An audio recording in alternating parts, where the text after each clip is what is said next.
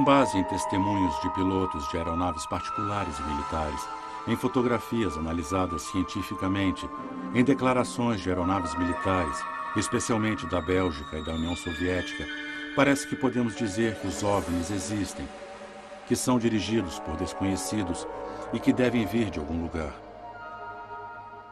Isso consta também de um documento oficial dos Estados Unidos, escrito pelo general Twining, já em 1947. Outros documentos do FBI, principalmente, indicam que os Estados Unidos quase com certeza têm a posse de discos que caíram, além dos corpos de seus ocupantes. Mas quem seriam esses pilotos alienígenas? Não existem declarações oficiais, é uma zona cinzenta. Talvez já tenham ocorrido contatos, mas mantém-se em segredo. Para tentar entender, reunimos o depoimento de pessoas que dizem que já se encontraram com eles, os alienígenas. São episódios desconcertantes e, naturalmente, em grande parte não comprováveis. Mas são milhares de testemunhos e muitos elementos coincidem. Julho de 1968, o Sr. Walter Heese tem uma pane no automóvel. Ele se lembra muito bem. Naquele instante em que se deslocou um banco de neblina, mais ou menos a 300 metros, estava um OVNI enorme. Senti de repente uma taquicardia, mas não de medo. E me dirigi para lá. Quando cheguei a mais ou menos 40, 50 metros à direita deste OVNI, tinha um robô enorme, com 3 pernas e 4 braços que faziam algum trabalho no exterior do OVNI. E uma coisa que não consegui entender, aquela luz intensa que não me cansava a vista, estava limitada a cerca de meio metro do lado exterior do OVNI. Quer dizer, era cortada como um bolo, quer dizer, do lado de cá era tudo escuro, do lado de lá tinha luz. Naquele momento, do centro do OVNI surge uma luz e aparece na metade desta luz, no centro, tinha uma luz violeta e sai um ser com um capacete de vidro. Era alto, mais ou menos 1,60 m. Tinha pupilas como de gato, assim, esmeralda. O branco era meio amarronzado. Muito oblíquos, e um nariz bem pequeno, como um gato, de cor suave, como um gato. A boca era fina e as orelhas bem pequenas, bem grudadas. A pele era ligeiramente cor de oliva, um verde claro, um oliva claro, claro. E quando mexia a cabeça assim, era como se fosse de borracha, não fazia rugas, nada. De repente correu na minha direção. Perguntei mentalmente, de onde vinham. E já ouvi a resposta. Entendi que vinha de outra galáxia, muito distante, porque, me explicou, o planeta deles tinha explodido e estavam procurando outro planeta. E o planeta de onde vinham era um planeta, me disse, que tinha 10 vezes o nosso planeta em tamanho, que tinha 2 sóis, um sol grande e um sol pequeno. E me disse que o OVNI onde estavam era um meio de transporte. E por que tão grande? Para eles poderem recolher materiais, plantas, mato, etc. Porque eles tinham intenção frequentemente. Eles pegavam planetas semelhantes ao nosso e queriam levar animais. E como em determinado tempo, ele me disse, tinham se interessado pela nossa galáxia, pelo que nós tínhamos implantado neste planeta. Perguntei se podiam dizer alguma coisa do nosso futuro. Então ele me disse, eu não posso dizer nada, mas ele disse, o seu planeta não está equilibrado. No futuro próximo, vai acontecer um desastre no seu planeta. E o desastre, os movimentos, se disse, virão de uma fenda que existe no Atlântico, a qual vem sempre parte do magma. Ele também falou de Deus? Quando fiz essa pergunta, ele ficou estupefato, que eu tivesse feito uma pergunta tão cretina. E aí ele me olhou com muita gravidade, porque quando ele me olhava, eu me sentia despido por aquele indivíduo. E como dizer, Senti uma felicidade interior que não se pode descrever. Então ele me respondeu: eu sou um Deus. Você é Deus. A árvore, a ave é Deus. A terra, o peixe é Deus. As pedras, as plantas, tudo o que encontra é Deus.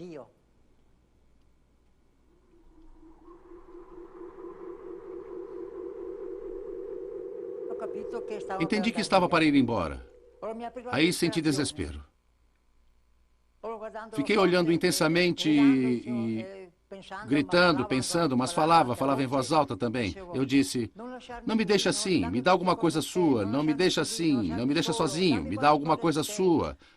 Ele me disse: tenha calma, não podemos dar nada porque seria negativo para você. Mas imagine, eu me pus de joelhos. Eu fiquei de joelhos assim e chorava, e estava desesperado. Uma experiência muito profunda e comovente. Portanto, uma experiência positiva. Depois de tantos anos de distância, a emoção ainda vive em Rizzi. A conversação acontecia por telepatia. Depois do encontro, durante um ano, Rizzi sofreu distúrbios de pele e neurovegetativos. Perdeu os cabelos, como tantos outros testemunhos. São sintomas de provável exposição a radiações. Agora estamos no México. Esta é a vila de Tepoztlán, a 3 horas da capital.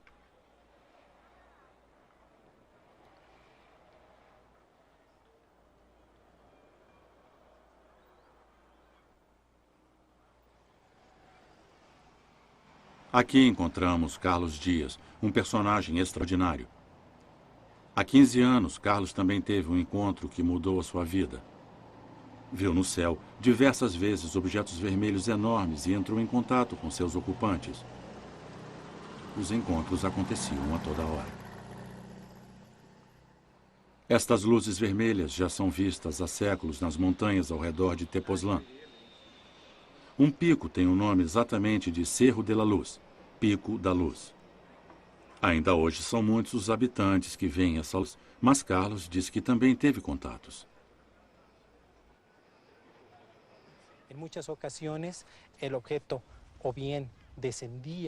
Muitas vezes, o objeto desceu do céu. Dava para ver na altura do Pico da Luz. Depois, descia no campo de futebol. Ou em muitas ocasiões, e que é para mim algo muito especial, é uma coisa estranha. Eu estou aqui no campo e espero ter um encontro. Experimento uma sensação particular. Tenho um sentimento no coração. Como quando estou apaixonado. E aí, de repente, o objeto aparece. São objetos de luz. São objetos de luz, de uma luz que é emanada do centro, mas, estranhamente, totalmente contida dentro do objeto. Algo mantuviera essa luz encerrada no objeto. Me ha tocado ver metálicos também. Vi também objetos de metal, mas que se transformam em luz. É uma coisa que me deixa muito surpreso. Passam do estado sólido para a luz e vice-versa. É como se fosse uma neblina luminosa, perfeitamente limitada.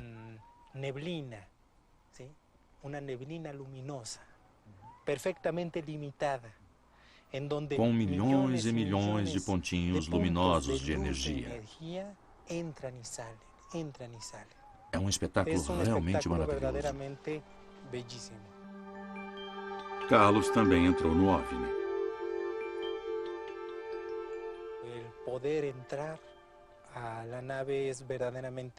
Entrar no objeto é uma coisa formidável. Aquilo que se vê lá dentro é só luz. É unicamente luz, luz amarilla.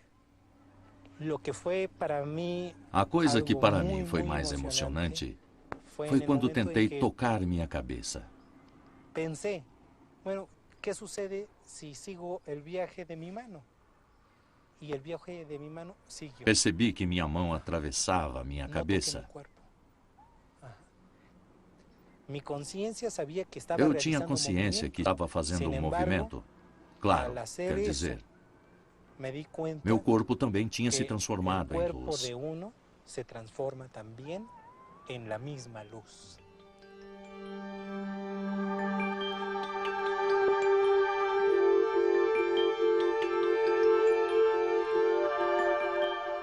He tenido la oportunidad de ver a estos seres.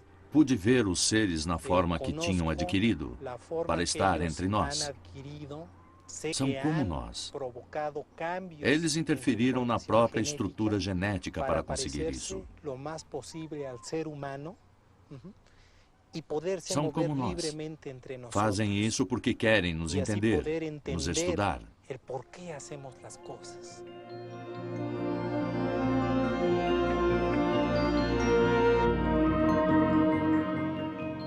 E le dije, oye, ¿de qué lugar vienen ustedes del universo? Eu perguntei, de onde vem?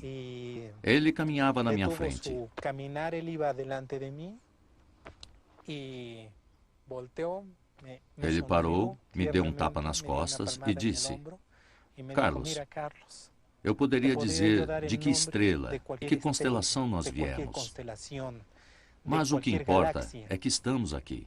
Pero lo más importante es que aquí ya estamos.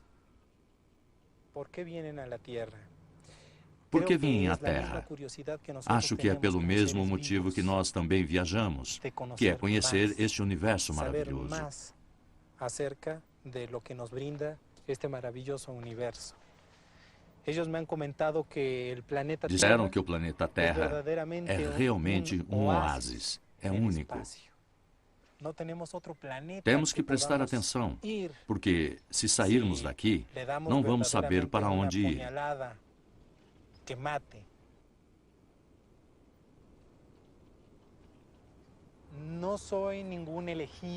Não sou um escolhido, um mensageiro, um iluminado. Eles me respeitaram totalmente.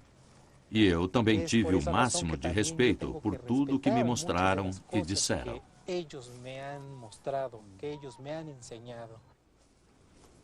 Carlos disse que os visitantes se mostravam preocupados com o estado ecológico do planeta e com o perigo nuclear.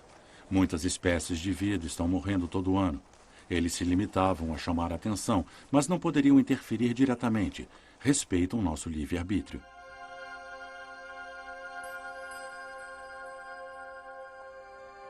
Os vídeos e fotografias de Carlos foram analisados pelo professor Quezada, docente universitário de informática na Universidade Grupo Sol, na Cidade do México.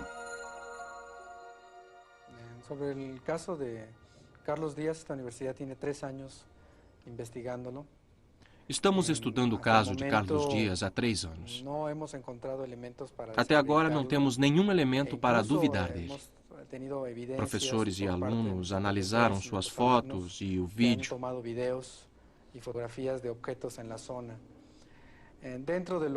Ele não usou maquetes nem globos luminosos. E até o momento não hemos encontrado evidência de que haya hecho maquetas ou globos. Também encontramos vários outros testemunhos do fenômeno na aldeia de Tepoztlán.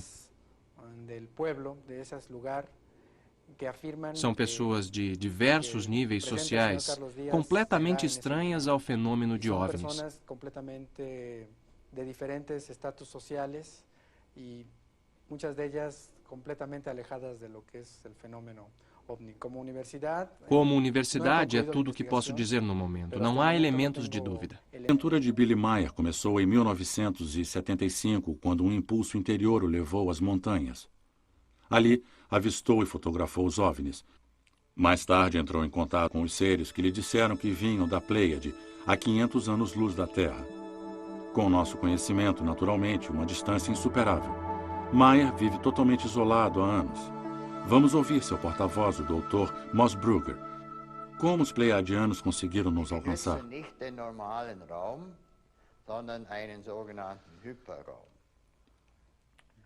Eles não usam espaço normal.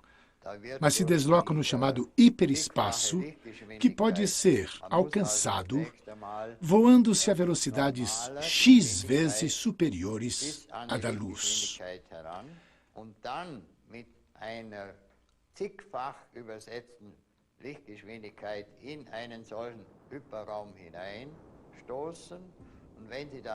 Quando se atinge esta dimensão, toda nave com seus ocupantes se transforma em energia, além de uma dimensão espaço-temporal. Por esse motivo, eles podem se deslocar de um lugar ao outro num instante e se acham no lugar desejado em fração de segundos. A nave e tripulação se transformariam em energia. É o que nos disse Carlos Dias também. Os pleiadianos também se manifestaram preocupados com o estado da Terra e com o uso de armas atômicas que poderiam nos destruir e prejudicar todo o universo. Os pleiadianos são seres em tudo semelhantes a nós, como mostram essas fotografias tiradas por Billy Meier. Visitam a Terra há milhares de anos e têm bases aqui. Tentaram falar com os governos terrestres, mas sem sucesso. Billy Meier escreveu, por solicitação deles, a diversas embaixadas, algo que lhe causou grandes dificuldades. Os pleiadianos transmitiram a Billy Meier um conjunto de ensinamentos para desenvolver a consciência e a responsabilidade do homem, porque alegam nos respeitar profundamente.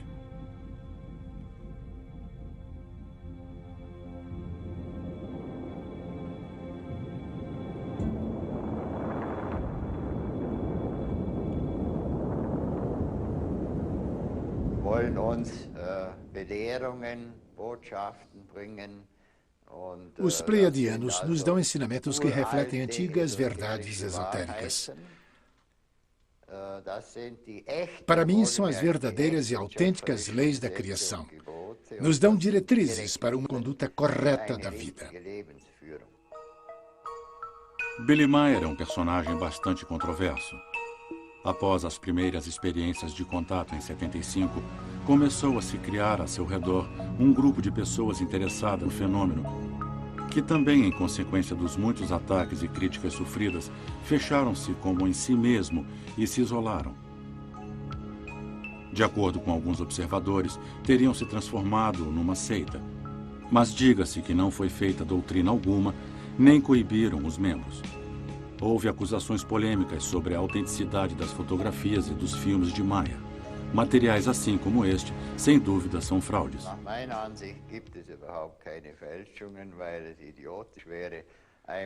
Para mim, não existe nenhuma falsificação. Seria estúpido mostrar primeiro fotografias autênticas, depois incluir algumas fotografias falsificadas. Para que fazer uma coisa dessas? Os pleiadianos nos disseram que uma parte das fotos e dos filmes de Meier foi falsificada intencionalmente por alguém para prejudicá-lo. Isto é verdade. É verdade. Parte do material de Billy Meier foi analisado no ano passado com as técnicas mais avançadas. E cumpre dizer que se mostrou autêntico.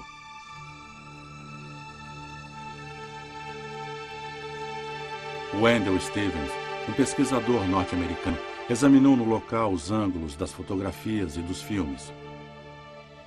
As fotografias se prestavam muito bem a essa comprovação, tendo sido todas batidas durante o dia, com um panorama detalhado ao fundo. Quando estive no local onde Meier tirou as fotografias, logo me dei conta que ele não poderia ter usado uma maquete. Meier tem um só braço. Usou uma câmera fotográfica que funcionava mal. A mira estava quebrada em consequência de uma queda. Ele não conseguia acertar o foco. Naquela época, Meier não entendia muito de fotografia. Sempre fotografou no infinito e com diafragma 11. Também foram estudadas as marcas feitas pelo OVNI com resultados semelhantes aos obtidos em outros lugares por institutos universitários. Houve ali uma intervenção extraordinária e inexplicável. Foram analisadas peças de metal entregues pelos pleiadianos a Meier.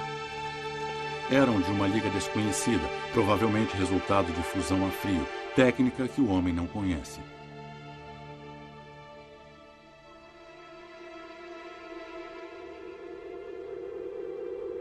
As pesquisas sobre o ruído do OVNI também não revelaram fraude. Eram de origem eletromagnética, com frequências complicadíssimas. Ainda são imagens assombrosas. Vejam a ponta da árvore. Ela se mexe com a passagem do OVNI.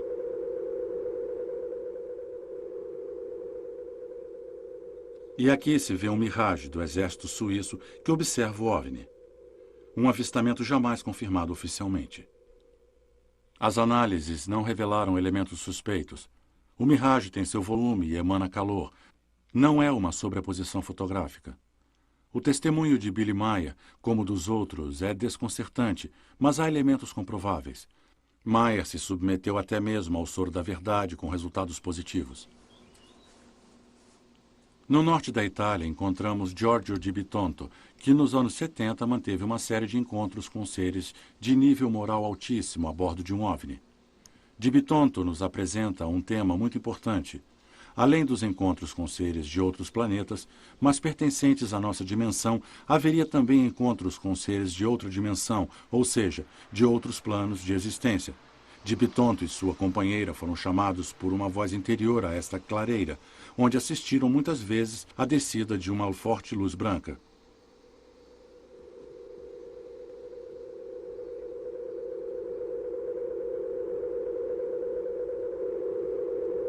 No campo, pousou uma nave em forma de charuto com alguns discos voadores. Como vamos ouvir neste caso também, o tema da luz é central. Esse disco, praticamente, no momento em que nos aproximamos, era uma luz maravilhosa. Nós entramos nesta luz. E logo que entramos nesta luz, tudo mudou em torno. Nós continuamos nós, não nos transformamos em outras pessoas, mas eu não sei como dizer. Havia uma noção de leveza, uma noção corporal que não era mais como aqui, com tantos inconvenientes. A possibilidade de ler o pensamento, a possibilidade... Isto eu sei que é difícil de explicar, de estar ao mesmo tempo em muitos lugares. E entrando, era um ambiente mesmo, um ambiente. Depois, esta luz nos levou para dentro de outra que era muito maior, que era a astronave. Di Bitonto, portanto, se vê durante a experiência num outro plano de realidade, no qual ele está totalmente consciente. Não é nenhum sonho, nenhuma alucinação. Era um mundo como este, tinha árvores, tinha um rio ali, também tinha um sol, tinha nuvens, mas nesta ordem de coisas. Ou seja, fundamentalmente, a realidade era aquela tridimensional, a beleza da vegetação, a beleza de um panorama, a beleza do céu. Mas nessa luz, nessa energia, nessa realidade, era... não sei como dizer, tinha uma expansão diversa. Fazia parte de você e você fazia parte dela, principalmente.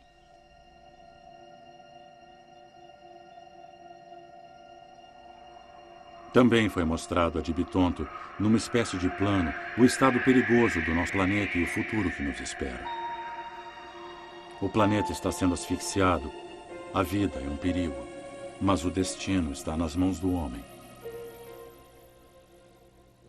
Bom, a Terra tem realmente que mudar tantas coisas. Por outro lado, não é que vem o apocalipse, porque Deus vai mandar fogo do céu ou Júpiter vai descer do Olimpo. É o próprio homem que constrói as premissas para uma destruição sem volta. Portanto, a mensagem é positiva. Quer dizer, foi dito e mostrado com algumas cenas que praticamente não vai acontecer esta destruição. Ou seja, Deus não se deixará destruir por alguns que querem levar determinadas experiências negativas a destruir a casa bonita que é este mundo. A nossa casa comum. Que valor fundamental deveria nos guiar?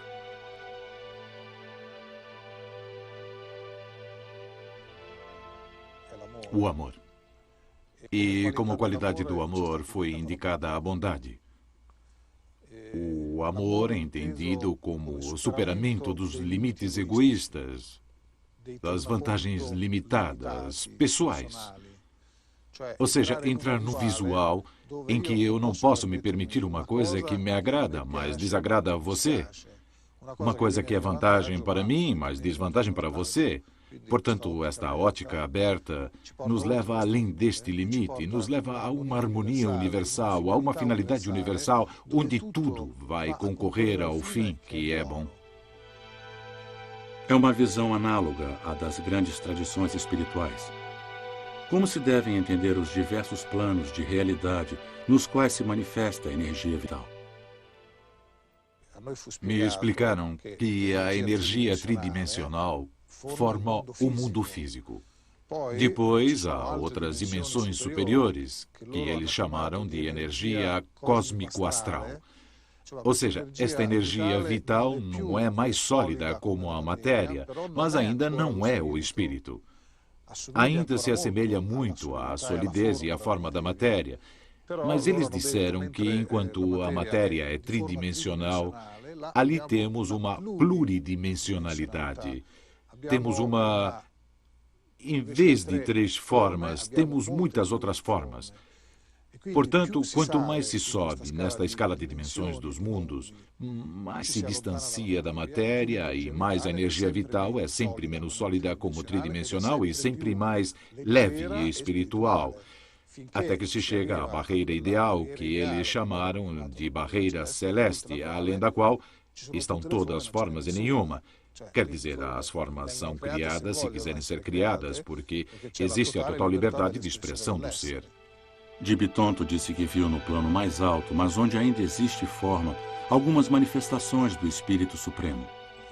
Mas eu digo isso, eu vivi, e aquelas 2 pessoas, uma era Jesus e a outra era Maria, a Virgem Maria. Acrescento que entre eles havia mestres orientais também, havia grandes figuras da religião islâmica ou budista e, portanto, estavam ali também estas pessoas.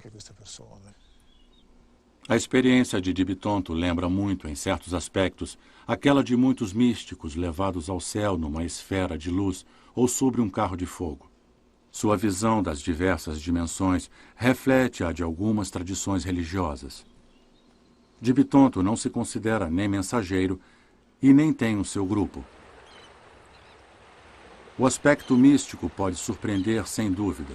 O encontro com seres de luz pode lembrar os anjos, o encontro com seres materiais pode levar a pensar nos deuses e talvez, às vezes, o testemunho pode recorrer a estas imagens pela necessidade de exprimir a própria experiência extraordinária.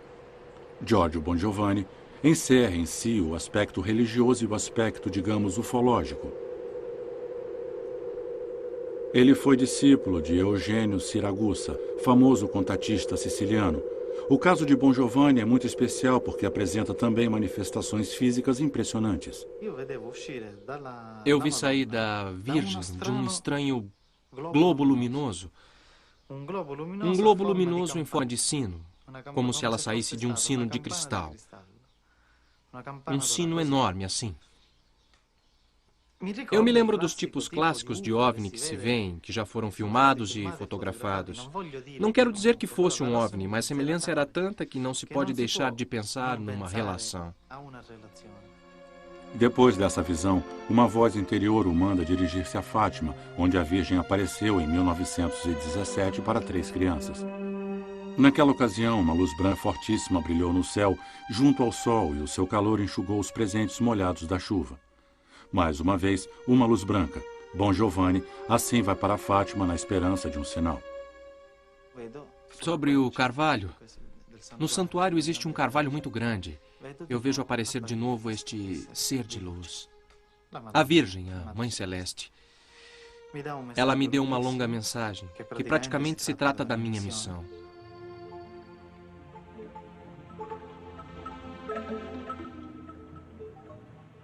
Eu vejo sair 2 raios luminosos do centro do seu peito que me atingiram aqui, nas palmas das minhas mãos.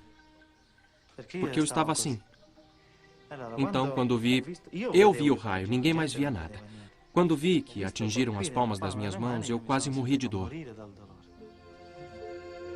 Bon Giovanni recebeu as chagas nas mãos, nos pés, no tórax e, por último, na fronte.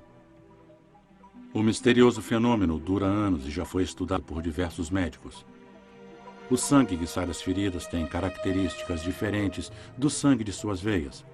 O sangramento é abundante e cotidiano. Não devo revelar nada, só devo testemunhar o que a Virgem Maria disse a Fátima em 1917. E como a mensagem é de extrema atualidade, em que ela diz tantas coisas, a conversão a seu coração imaculado, a conversão a Cristo, e o convite aos homens para que mudem, o convite à igreja para que mude. E fala também de uma coisa realmente extraordinária que vai voltar à Terra. Ela me pediu uma segunda coisa, que falasse de uma revelação. E não estamos sozinhos no universo, por isso eu devo preparar a humanidade para este encontro. O que vai ocorrer entre inteligências que vêm do espaço externo e a inteligência humana deste planeta.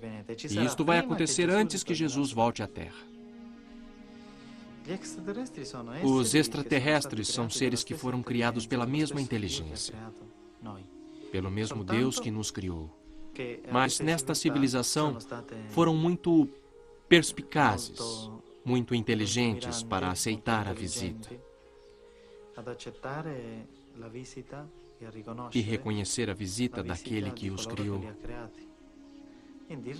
E o relacionamento entre esses extraterrestres e Jesus Cristo, digamos que são homens como nós, mais evoluídos, que aceitaram a redenção. Portanto, isto lhes provocou um impulso evolutivo na civilização, de modo a que se tornassem conscientes e realizassem os valores que nós ainda não realizamos.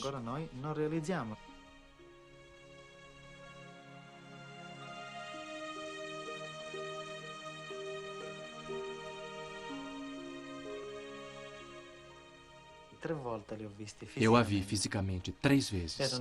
Eram seres de luz que estão muito, muito perto de Jesus. Sono molto vicini a Gesù. Bom, Giovanni faz conferências não apenas na Itália, mas também nos Estados Unidos, Rússia, América do Sul e África. Ao seu redor se constituíram grupos.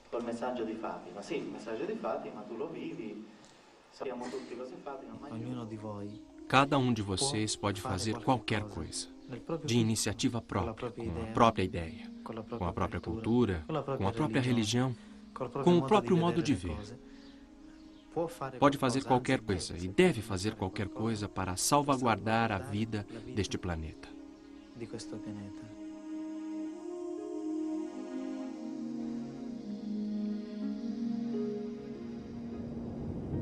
Os seres encontrados nos testemunhos ouvidos até agora foram descritos como bons, respeitosos, preocupados com o nosso futuro. Claro, são seres muito diferentes entre eles e pareceriam vir de mundos diversos, mas também há testemunhos de episódios difíceis, apavorantes, como o famoso caso de Travis Walton, em 1974, um lenhador norte-americano abduzido por um OVNI na frente de seus companheiros de trabalho. Sobre o episódio, foi feito um longa-metragem, Bagliore nel Buio. O Walton desceu do caminhão em que estava com os outros, aproximou-se do objeto e uma luz o envolveu. Não sei quanto tempo durou. Achei que estava no hospital. Quando consegui recuperar a consciência, vi aquelas criaturas em cima de mim. Me pus como louco, fiquei histérico. Lutei para ficar longe.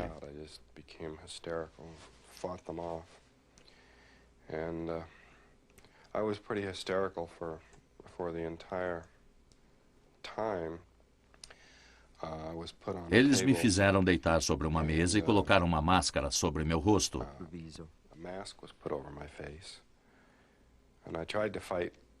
Tentei lutar contra eles, mas perdi os sentidos. Eram humanoides, no sentido de que tinham 2 braços e pernas, mas com certeza não eram humanos.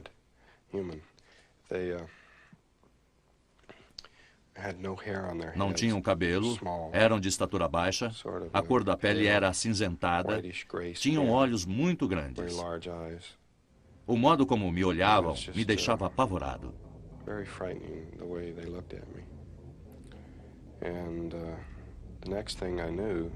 Depois, lembro que me vi com o rosto para baixo, no frio, ao ar livre.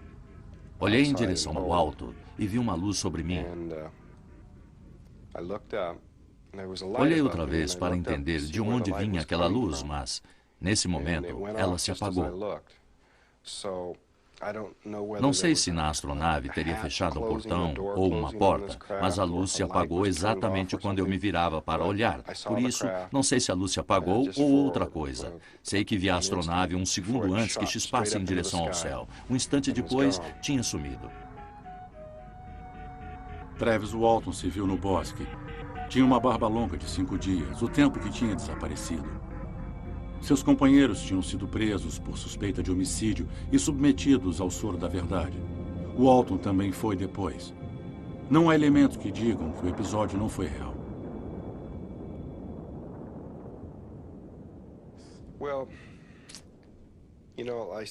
Bem, pensando agora, talvez não fosse tão maus. Mas se tivesse que me encontrar outra vez naquela situação, acho que ficaria no caminhão, junto com os outros.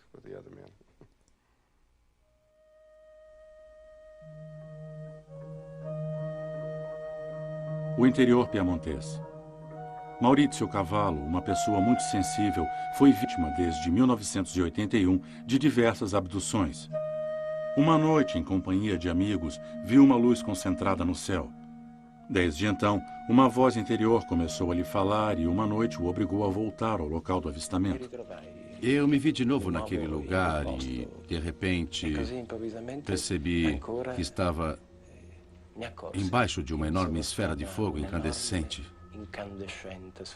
Eu me senti vazio. Me senti esvotado.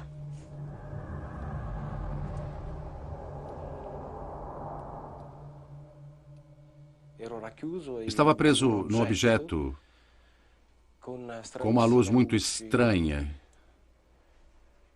que relampejava continuamente. E a experiência se transformou num pesadelo. Prisioneiro de alguma coisa. Eu sei que estou acordado, sei que estou na minha realidade. No entanto, era uma realidade diferente, uma realidade densa, horrível. E dentro de mim, comecei a ouvir uma voz, um som imperioso, mas ao mesmo tempo calmo, quase metálico, com impressões metálicas. E esta voz, este som, me sugeria para ficar calmo. Eu vi aquele ser parecido conosco, seres humanos deste planeta. Ele usava um macacão, uma roupa de voo, não muito justa. O que mais me impressionou, principalmente, foram os olhos, imóveis, olhos profundos, com um traço oriental. Ao longo do tempo, acreditou ter enlouquecido, perdeu a família e o trabalho. Cavallo foi transportado a outro mundo que ele pinta desde então, com base subterrânea na Terra. Explicaram a ele a origem da nossa espécie, que se deveu à intervenção genética dos alienígenas. Cavallo não gosta de falar disso, coisa que respeitamos, e não tem mensagens. A experiência o transformou. Ele pinta e compõe música. Boa parte da nossa trilha sonora é sua. Estas são fotografias tiradas por Cavallo do OVNI e de seus pilotos, em tudo parecidos conosco. Apesar do trauma da experiência, dos infinitos sofrimentos, hoje eu me sinto um homem livre. Nos Estados Unidos, há anos, ocorrem encontros organizados por psicólogos, reservados a pessoas contatadas e abduzidas, com o objetivo de ajudá-los a superar seus traumas. Muitos elementos de sua experiência coincidem, coisa que lhes dá maior credibilidade.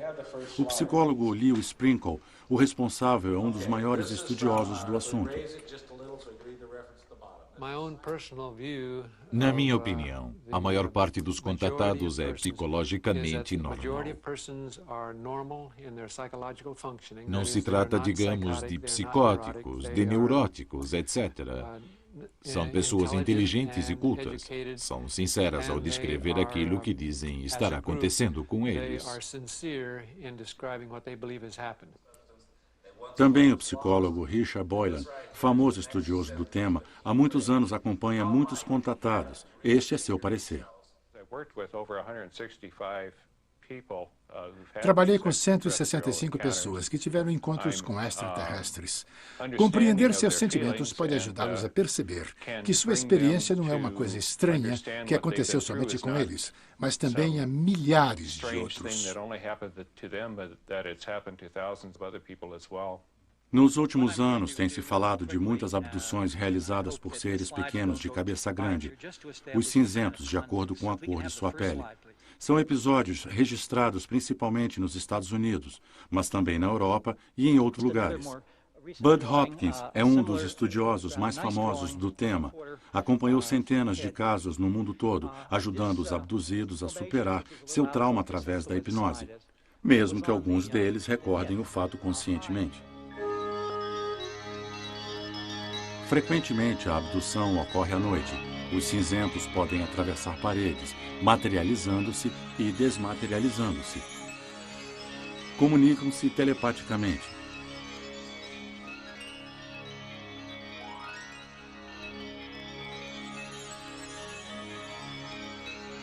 Os cinzentos levam a pessoa para a nave por meio de um túnel de luz.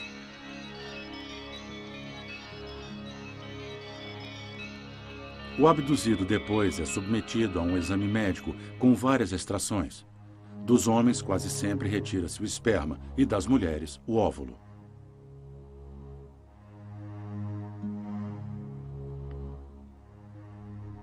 Muitas vezes, no corpo dos abduzidos, surgem cicatrizes como estas, com quase 10 anos, já que a testemunha descobriu em si mesma, depois de uma abdução, que pôde recordar em hipnose e que foi confirmada por testemunhas. Respeitamos o desejo de privacidade.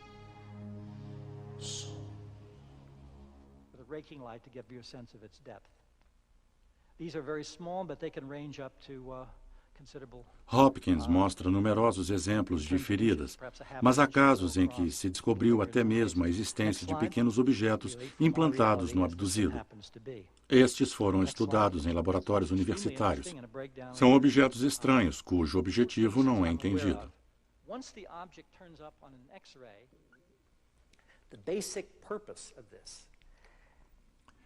O principal objetivo da abdução parece ter a ver com a necessidade por parte dos alienígenas de extrair dos humanos, particularmente seu esperma, seus óvulos, suas células, de modo a obter nosso DNA, ou seja, nosso patrimônio genético, para depois combiná-lo com o deles. É como se quisessem criar um híbrido. Em alguns casos, uma mulher é abduzida diversas vezes e depois mostram-lhe uma criança com uma mistura estranha de características humanas e alienígenas. No OVNI, ela é informada que se trata de seu filho e que deve aceitá-lo. É claro, os cinzentos não nos compreendem, não compreendem as emoções humanas. Estudam o sistema reprodutivo humano e tentam compreender nossas emoções também.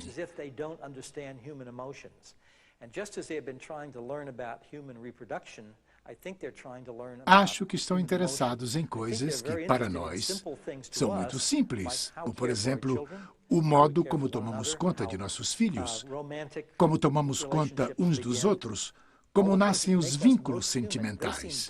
Em resumo, tudo que nos torna humanos.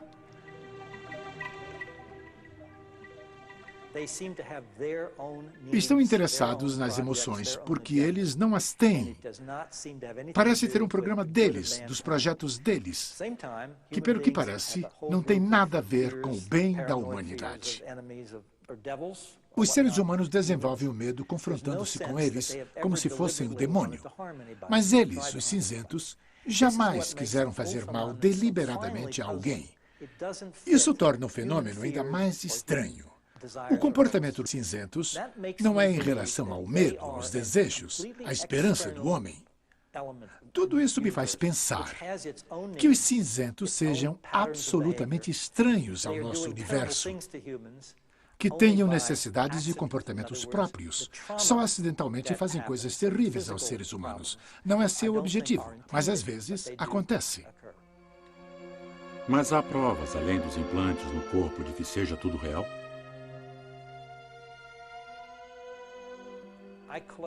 Tenho muitos desenhos de símbolos que os abduzidos viram no interior das astronaves. Símbolos desconhecidos. Tenho mais ou menos 45 exemplos do mesmo símbolo, desenhado por diversas testemunhas. Por exemplo, 3 pessoas desenharam separadamente os símbolos, escritas desconhecidas para eles e vistas nos OVNIs. Depois mostrei a eles os desenhos feitos por outras testemunhas. Eram idênticos aos deles. Em todos os 3 casos, as testemunhas começaram a chorar, tão perturbadas ficaram com a confirmação. Esperavam, na verdade, que não fosse verdadeiro, que fosse apenas fantasia. Certo, são coisas perturbadoras, a ponto de serem até mesmo inacreditáveis, apesar das provas de Hopkins. É preferível negar. O professor John Mack, catedrático de psiquiatria em Harvard, foi envolvido no tema por Hopkins.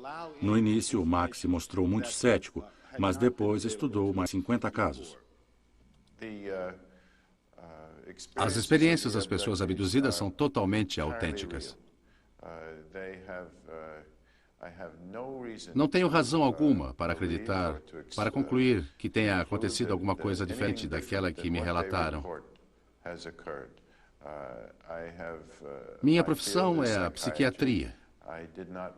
Durante 2 anos, estudei cuidadosamente mais de 50 casos, durante centenas de horas, chegando à conclusão que aquilo que diziam era verdade, que se tratava de experiências reais e que aquilo que lhes tinha acontecido em alguns casos tinha criado graves distúrbios, mas em outros tinha sido uma experiência esclarecedora.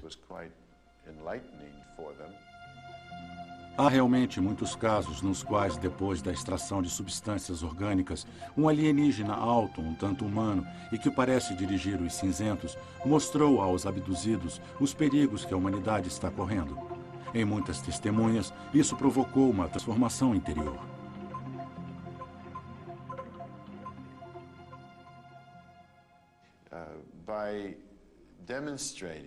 A demonstração de que estamos em contato com uma outra inteligência, da qual, é verdade, não conhecemos a origem, mas que já envolveu centenas de milhares ou milhões de pessoas. Este fato nos convida a nos abrirmos ao universo com maior consciência de nós mesmos e do universo no qual vivemos. A nossa consciência se torna mais interessante, mais viva, mais ampla. Acho que isso é a coisa mais importante no nosso trabalho. Um outro aspecto misterioso do fenômeno se junta a esse, o das mutilações de animais, estudado por Linda Howe em muitos países. Na verdade, é um fenômeno comum, ainda que pouco comentado. Há milhares de casos de animais de criação e selvagens encontrados em zonas inacessíveis, dos quais foram levados os órgãos, principalmente os reprodutivos, com uma técnica altamente sofisticada.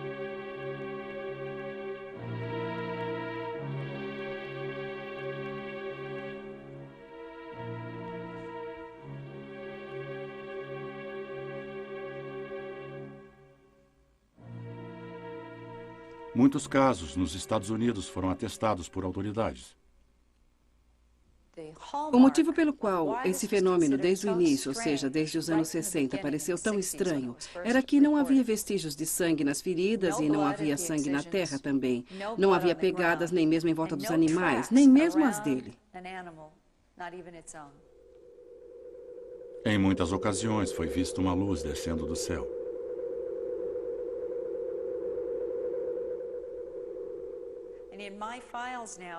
Entre os documentos em meu poder referentes a centenas e centenas de casos de toda a parte do mundo, também tenho os relatórios de testemunhas oculares de fatos acontecidos em pleno dia. Ali se vê que foram vistas criaturas não humanas abduzirem um bezerro ou uma vaca do pasto em direção a um objeto estranho, não identificado. Mais tarde, então, foi encontrado o animal mutilado no terreno do pasto.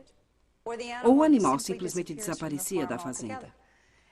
Há inclusive uma meia dúzia de testemunhas oculares dos Estados Unidos, segundo as quais foi visto um raio de luz descer de um objeto suspenso no céu. O raio depois envolveu um animal, o ergueu e abduziu. Em alguns casos, o animal mutilado depois é lançado ao solo. Em outros, foi baixado ao solo no interior da faixa de luz.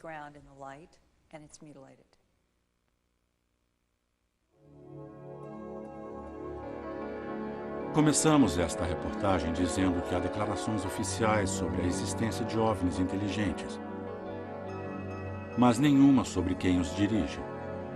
Depois ouvimos vários testemunhos de pessoas que dizem ter estado em contato com os extraterrestres, com seres altamente evoluídos, respeitosos de nossa autonomia, preocupados com o nosso futuro. Alguns encontros recordam muitas experiências místicas.